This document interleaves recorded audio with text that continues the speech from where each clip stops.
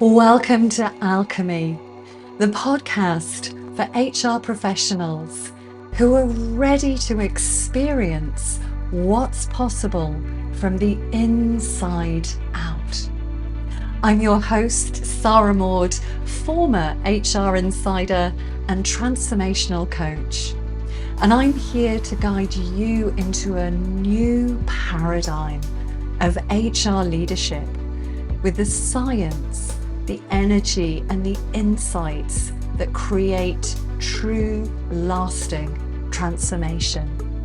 So subscribe and join the movement, and let's create the future of HR together.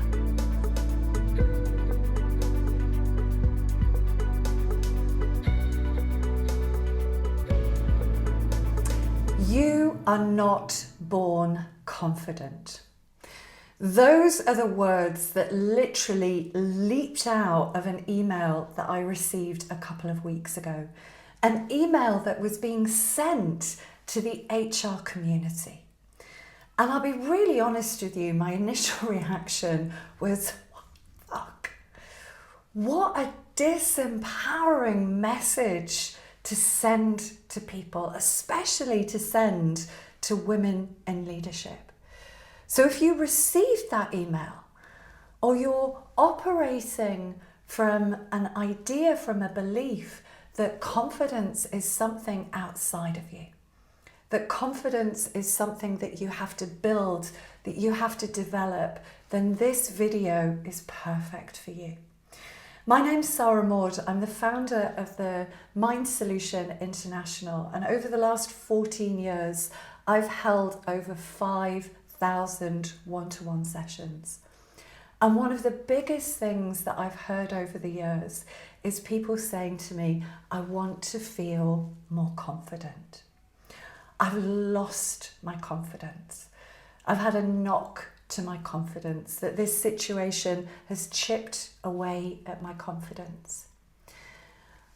And what I guide my private clients, and what I'm guiding you back to in this video, is the absolute knowing that confidence is natural. Confidence is innate. You don't have to build it. You don't have to find it. You didn't lose it on the number 26 bus.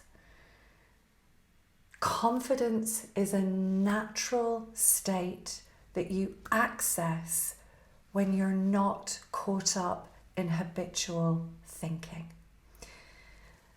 And can you imagine if we came into the world believing that confidence isn't something we were born with, that confidence is something that we needed to build?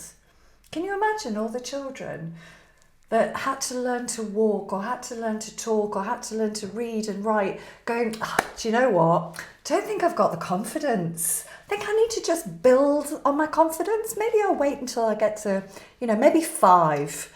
Maybe by the time I get to 5, I'll have the confidence to keep walking. Confidence is a natural state that you access, that is simply the absence of insecure thinking. And it's the insecure thinking that's simply getting in the way of you accessing what is natural, what is innate. Now, the way that it creates an illusion that it's something that we've built is that when we get good at something, take driving.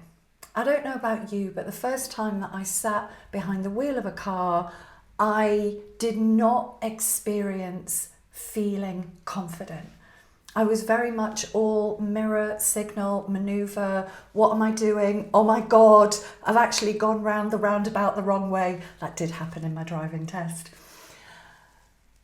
And yet, over a period of time, through consistency, through repetition, how many of you can get in a car, you can drive to somewhere, drive to work, drive to the other end of the country, and you feel confident doing it? Well, the reason that you feel confident doing it is because you're not in your head overthinking it. And these thoughts that, I'm not very good at this. I can't do right for doing wrong. I'm not confident. I'm insecure. I'm an imposter. I'm not adequate enough. I'm not good enough. I'm not worthy enough. I've heard these stories time and time and time again.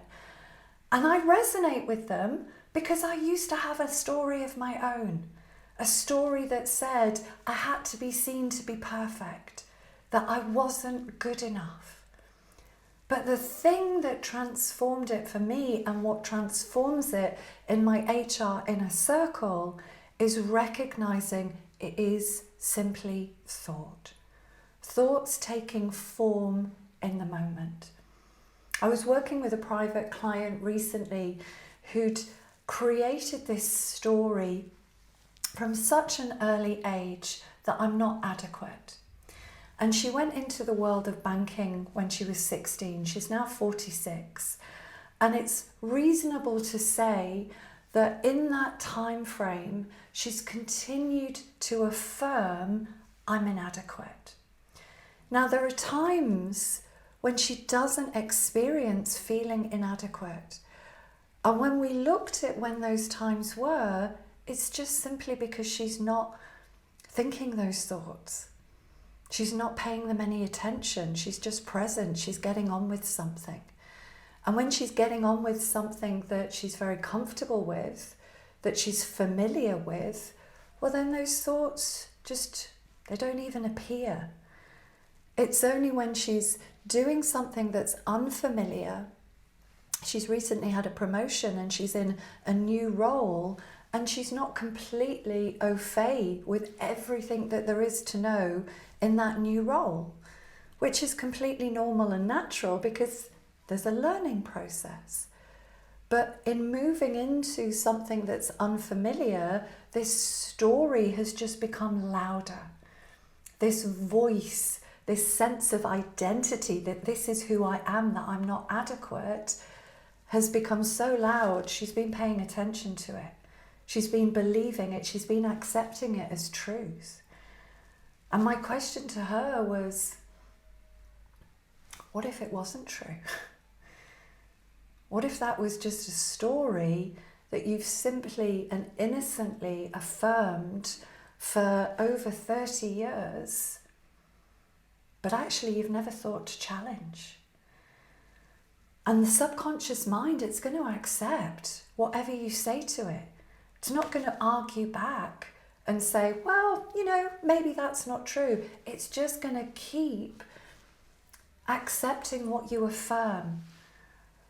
And so when we keep repeating these stories, when we keep repeating these narratives, when we believe them and accept them as truth, well, they just create neural networks in the brain. And we get to a point that we're not even thinking them, they just get activated. So when my client's been in this situation where she's in the unfamiliar, it's just like this part of her brain has just lit up. And she's just been paying attention to this story.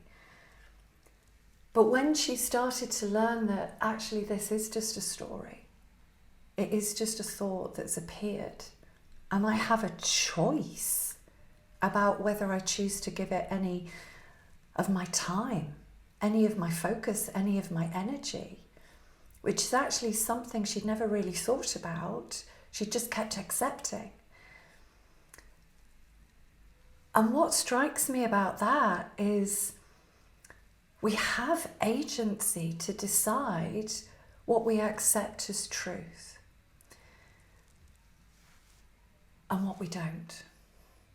And the more that we can see that actually these are just thoughts. Thoughts are like the weather, they come and go. Then we can start to create a very, very different sense of being. Because who you're being when you're doing the work is everything. And this is something that we cover and great depth and detail in the HR inner circle is really looking at who you are being when you are doing. Because if who you are being is thinking that you're not confident, thinking that confidence is something that you need to build, that you're not resilient enough, that you're not strong enough, you're not clever enough, you're not anything, then that's who you're being when you're going to be doing.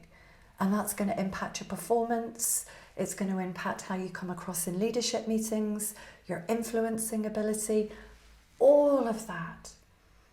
So the HR circle is a place only for HR professionals where we guide you back to the truth of who you really are. And the truth of who you really are is already confident. So more details about the HR inner circle to come. But in the meantime, I'd love to hear what landed with you in this video. So pop your comments in the comments box, and I look forward to you joining me on another video again very soon.